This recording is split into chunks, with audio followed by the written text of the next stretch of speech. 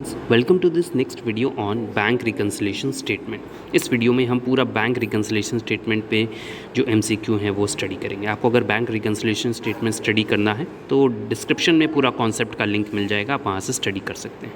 तो स्टार्ट करते हैं फर्स्ट क्वेश्चन से। Statement that explains the causes of difference between cash book and bank statement is called. एक ऐसा स्टेटमेंट जो डिफरेंसेस बताता है क्यों कैश बुक और पासबुक में डिफरेंस आ रहा है, वो स्टेटमेंट बैंक रिकन्सिलेशन स्टेटमेंट होता है। Answer is D, bank reconciliation statement. Next, statement which is use to reconcile the bank balance as per cash book and bank statement is called. एक ऐसा statement जो reconcile करवाता है bank balance, मतलब passbook का balance और हमारी cash book का बैलेंस, वो बैंक रिकन्सिलेशन स्टेटमेंट होता है। Next, bank reconciliation statement is prepared by, कौन बनाता है? जिसका बैंक जो बिज़नेस कर रहा है वो अपने अकाउंट का बैंक रिकन्साइल करेगा तो वही बनाएगा, तो account holder in a bank. Answer is C. An institution deals in money buying and selling is called. एक ऐसा इंस्टीट्यूशन जो मनी में डील करता है, बैंक है ऑब्वियस है, answer C. Bank reconciliation statement is prepared with the balance. देखिए, bank reconciliation statement आप किसी भी बैलेंस से बना सकते हैं, पासबुक के बैलेंस से भी शुरुआत कर सकते हैं या कैश बुक से भी। तो answer is both passbook and cash book. Passbook is a copy of passbook. अच्छा, बैंक में जब आप अकाउंट खोलने जाएंगे तो आपको एक पासबुक मिलेगी और चेकबुक मिलेगी। पासबुक में सारी डिटेल रहती है कि आपने कितने से बैंक अकाउंट खुलवाया, किसका बैंक अकाउंट है ये, कितना विड्रॉ किया पैसा, वो सारी डिटेल पासबुक में लिखी होगी, प्रिंट करवानी पड़ती है। तो ये डिटेल किसकी होती है? ये कस्टमर की डिटेल होती है, तो customer account. Answer is a customer account. Next, customers copy of the account provided by the bank to the depositor to record deposits and withdrawal.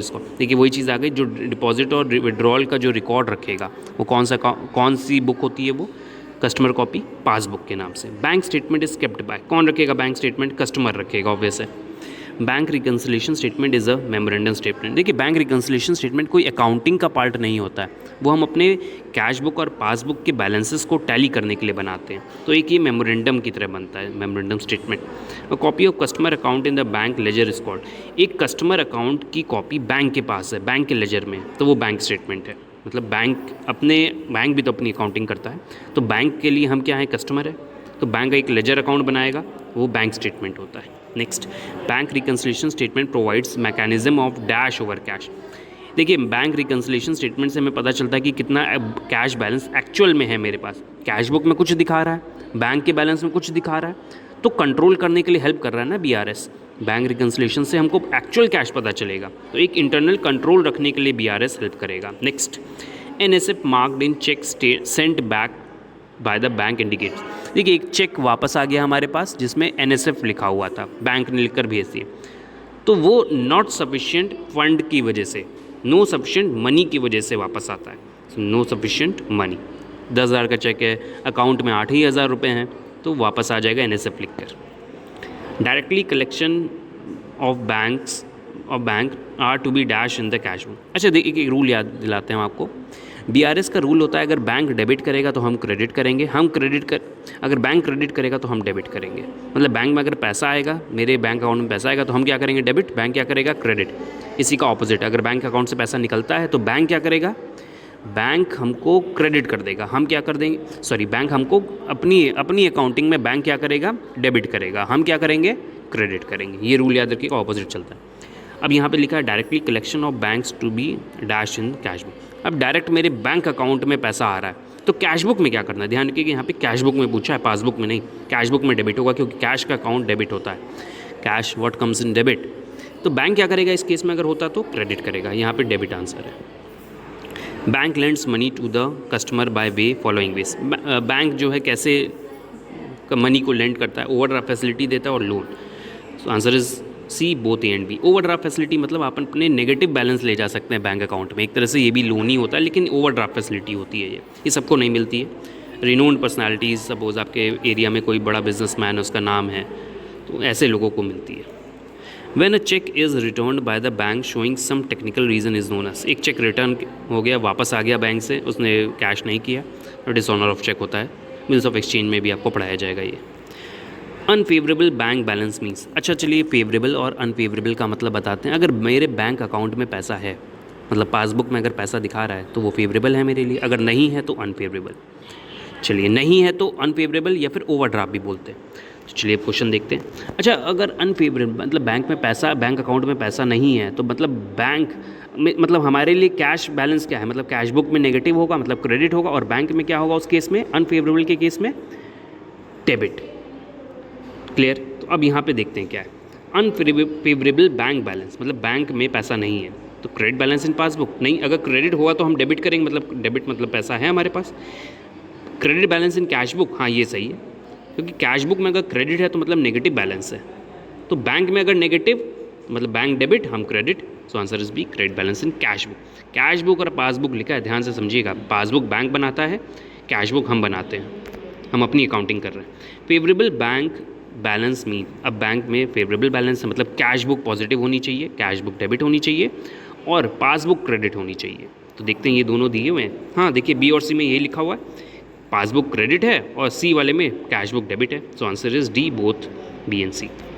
Favourable bank balance means, एक और question आ गया, चलिए। Bank balance favourable है मतलब cash book credit, sorry passbook credit होनी चाहिए और जो हमारी कैश बुक है वो डेबिट होनी चाहिए। तो ऐसा कुछ दिया है, देखिए सी में लिखा है debit balance in cash book, हाँ सही है ये, और है credit balance in passbook, so answer is D, both B and C. I think repeat हो गया question. The debit side of cash is equal to dash side of passbook. Bank, अगर हम अपने कैश बुक में debit करते हैं तो bank के साइड में वो क्रेडिट होता है, तो आंसर इज, देखिए एक कैश बुक डेबिट है तो ये पासबुक क्रेडिट हो गया, answer is B, credit. Credit balance in bank passbook means, bank की पासबुक में क्रेडिट बैलेंस है मतलब मेरे लिए डेबिट है, मतलब बैंक बैलेंस है मेरे पास कुछ, B answer, bank balance. Which of the following items is not a reason for difference between bank balance as per cash book and passbook.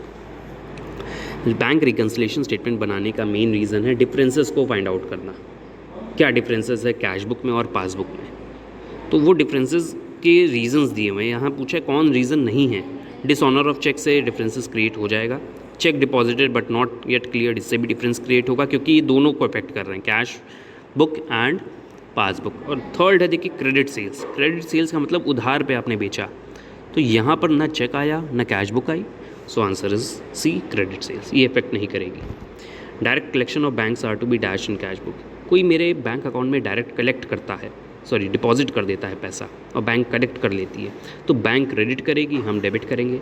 और यहाँ पूछा है कि are to be dash in cash book में क्या होगा, debit.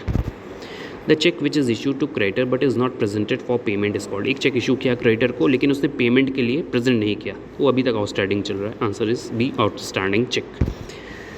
If the overdraft as per passbook मतलब unfavourable balance है पासबुक में, तो मतलब डेबिट बैलेंस है पासबुक में, is taken as the starting point, the cheque issued but not presented to be are to be dash in the bank reconciliation statement. एक cheque issue किया गया लेकिन प्रेजेंट नहीं किया गया, तो बैंक रिकन्सिलेशन स्टेटमेंट में इसको ऐड कर दिया जाएगा। अब यहाँ पे हम ऐड क्यों किया, इसको समझने के लिए आपको पूरा कॉन्सेप्ट आना चाहिए। सिंपल से याद रखिएगा, ओवरड्राफ्ट के केस में ऑपोजिट हो जाता है। व्हेन द वर्ड्स, अब हम कुछ चेक से रिलेटेड क्वेश्चन यहाँ एमसीक्यू करेंगे। When the words or bearer appearing on the face of the cheque are not cancelled then the cheque is called. अच्छा, एक चेक पे अगर और बियरर लिख दिया गया है तो उसका मतलब क्या है पहले ये बता दें।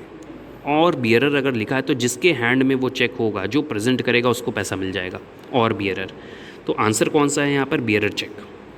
बियरर चेक की मीनिंग बस आप याद रखिएगा क्या होती है, जिसके हैंड में वो चेक गया उसको वो पैसा मिल जाएगा, और बियर जो बियर करेगा। Next, cheque is defined under dash of negotiable instrument act 1881। देखो जो चेक होते हैं, जो ड्राफ्ट होती हैं, बिल्स ऑफ एक्सचेंज होते हैं, ये नेगोशिएबल इंस्ट्रूमेंट एक्ट के अंदर आते हैं। इसका सेक्शन है 6, answer is B, section 6। A person who signs on the face of the cheque is known है, जो ड्रॉ करेगा चेक वही साइन करेगा, ऑब्वियस है, so answer is D, drawer.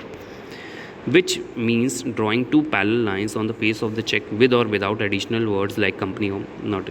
देखिए अगर चेक पर 2 पैरेलल लाइन्स लिखी हैं, बिना पैरेलल लाइन्स के अंदर कुछ नहीं लिखा है, तो उस चेक को हम क्रॉस्ड चेक कहते हैं। अच्छा, अब ये क्रॉस्ड चेक क्या है, देखिए क्रॉस चेक का मतलब है सिंपल 2 लाइन खिंची हुई हैं और लाइन पैरेलल लाइंस के अंदर कुछ नहीं लिखा है, ब्लैंक है, तो इस तरह के चेक को क्रॉस चेक कहते हैं।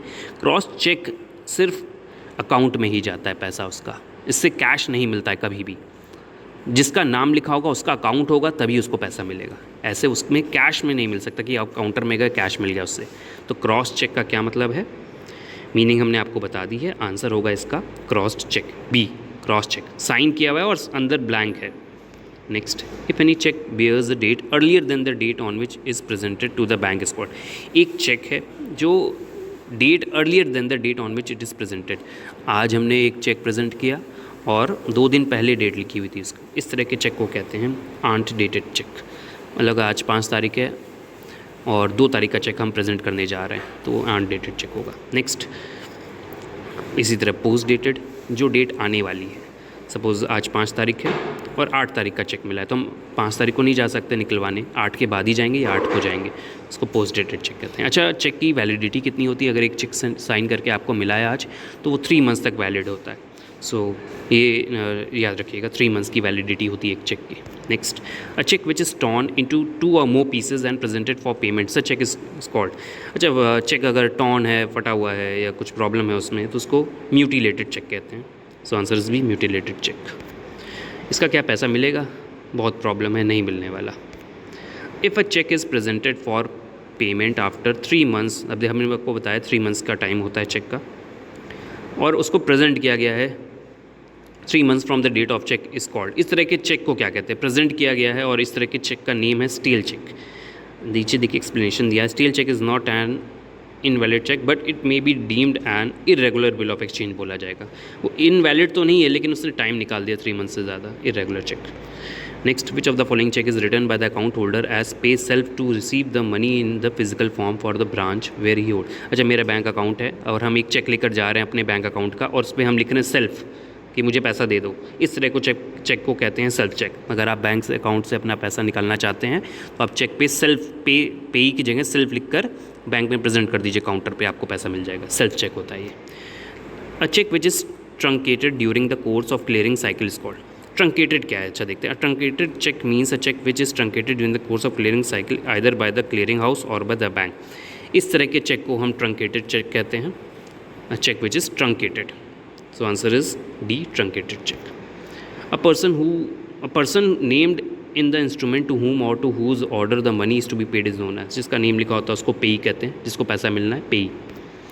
So this is all about your MCQ on bank reconciliation statement.